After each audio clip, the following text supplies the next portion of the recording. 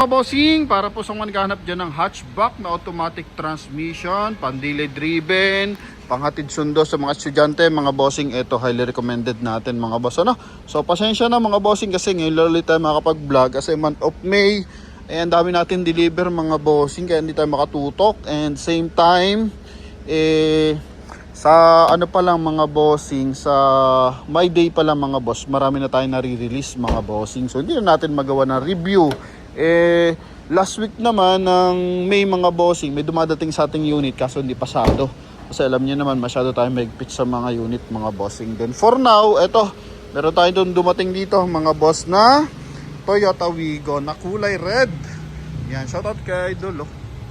Yan, eto mga bossing is coding is Wednesday ending 5, 2016 model to na Wigo G automatic transmission 1.0 mga bossing ha.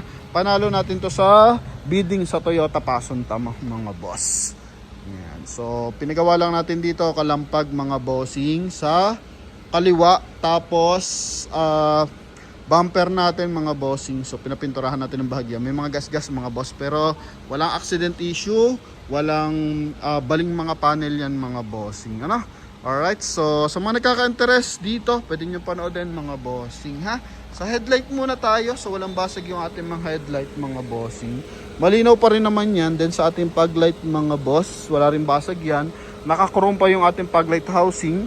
Tapos dito sa ating front grille mga bossing, meron siyang chrome line. Yan, naghahatid yan ng elegantness mga boss.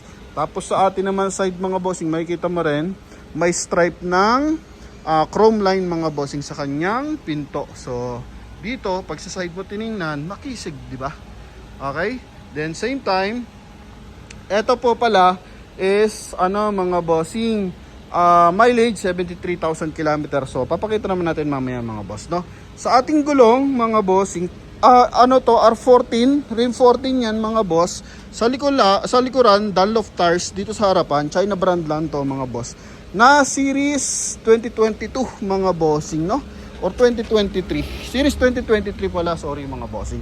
Sa likod makapal pa, pero ito mga bossing is 2018 model mga boss. Okay? Pero 85% red light pa yan mga bossing. Naka-chrome din yung ating door handle. Then naka-power adjust na rin yung ating side mirror. So pasilip ko lang ng bagay yung ating interior. Ito mga boss. So 100% yan na hindi binaha mga bossing. Okay? Yan. Then pasok tayo sa loob mga boss. Ito yung kanyang dashboard. Naka dual airbag, naka 2 din audio system. Ito yung mileage niya mga bossing. 73,710 km mga boss. Busina, all goods. Power adjust na side mirror mga bossing. Yan, dito rin sa kabilang side. Feminine color, pero pwede rin, depende sa gumagamit kung anong gusto nyong kulay mga boss.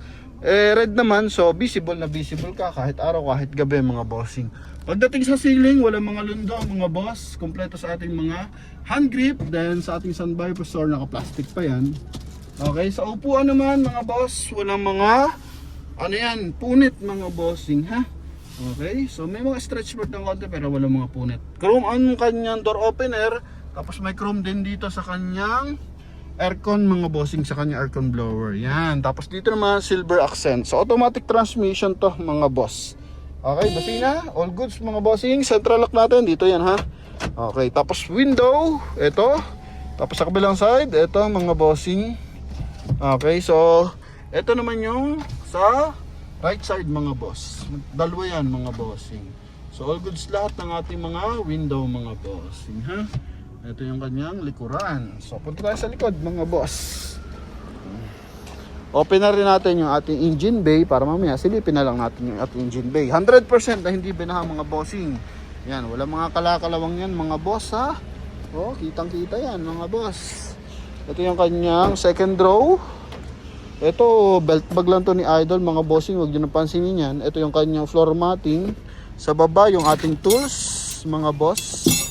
Okay. Dito lagyan ng mga small documents. Yan ha. Wala mga lundo yung ating second row mga bossing.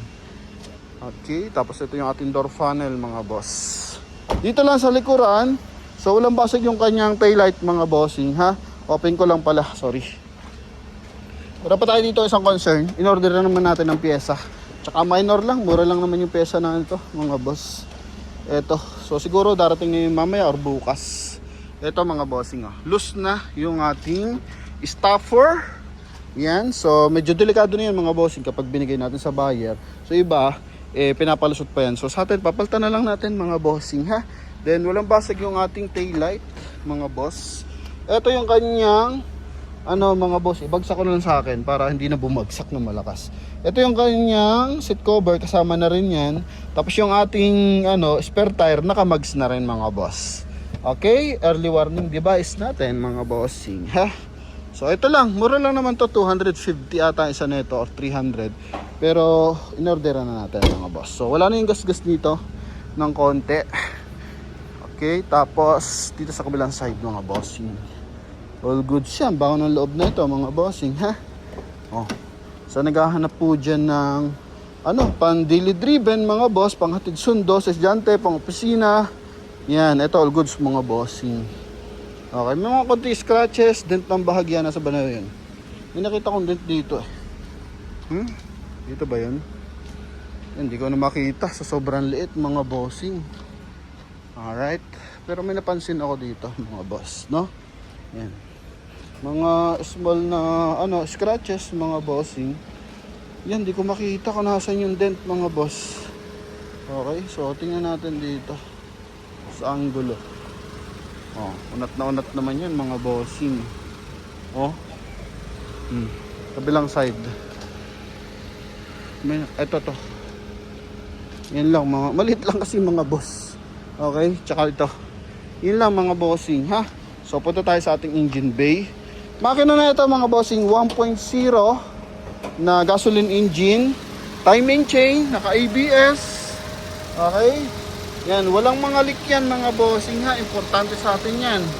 Oh, tapos ito yung ating panel. So walang putol na panel mga boss. Yan, magkabilaan. Oh, ha? All goods to mga bossing. Nakaraan sinervice natin to, malapit lang kaso nga maulan. May mga talsik-talsik, so punasan lang natin ang bagya. Okay, tapos dito front area, walang basag na panel yan mga bossing ha. Coolant natin, all goods yan mga boss. Okay, yun, sa cooling system, goods na goods rin to mga bossing. So ito yung ating insulator. Yan, para sa mga nagkaka-interest dito, 292,000 mga bossing, pwede nyo nung makuha. Kasama na dyan yung updated registration. So nap-update naman natin yan bago matapos yung month of May. And same time mga bossing, yung ating pre-transfer of ownership. So kasama na yan sa 292,000 mga boss. So sa lahat ng interesado, pwede kayong tumawag sa ating contact number na nasa screen. Connected po yun ng Viber and WhatsApp. So bigyan lang natin ng konting angulo para check mo kung babagay ba sa garahe mo mga bossing. Oh. Okay. Yung kabilang side. Oh. Pwede itong dalhin kahit saan mga boss. Kasi Toyota naman to mga boss. Ha? Yung kabilang side. Alright. Oh, diba? Ganda, no? Sariwa, mga boss.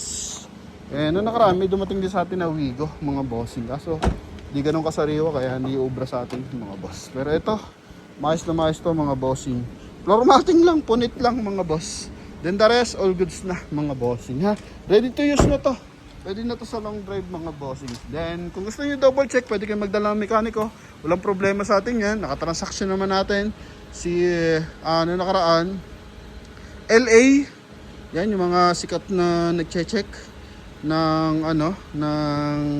car buying assistant, si Mr. Pads. Tapos meron pa ako nung nakaraan sa kabilang pwesto.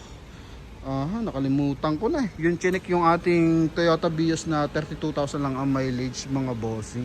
At 32 ba? 25. Basta, nasa page natin yan, mga bossing. So, yan, taga-Antipolo yun. Nakalimutan ko lang, mga boss, ang pangalan. Car Special ba ang tawag na? Nakalimutan ko na, mga bossing eh. Medyo may pagka-Espanyol ang pangalan. So, wala naman tayo problema kasi sino yan.